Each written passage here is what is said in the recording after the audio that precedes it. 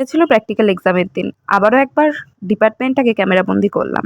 হ্যাঁ, এটাই হচ্ছে সাইকোলজি ডিপার্টমেন্ট, যেটাতে আমি ৩টে বছর কাটিয়েছি। খুব ভালোভাবেই কাটিয়েছি এটা বলা যায়। তারপরে বন্ধুরা মিলে এক্সাম শেষে একটু আড্ডা মারছিলাম আর কে কোথায় খেতে যাবে সেটা একটু ডিসাইড করছিলাম। বাট শেষমেশ কোথাও যাওয়া হয়নি, গেছিলাম ক্যান্টিনে। ক্যান্টিনে গিয়ে আমি বসে, বসে পা দোলাচ্ছিলাম কারণ আমার কোনো কাজ ছিল না, ওরা খাচ্ছিল চা। আমি তো চা খাই না, তাই জন্য আমি বসেছিলাম। আর আমাদের ক্যান্টিনে অনেক কিছুই পাওয়া যায়। বেশ সুন্দর ডেকোরেটেড, দেখে তোমরা বুঝতেই পেরেছো নিশ্চয়ই।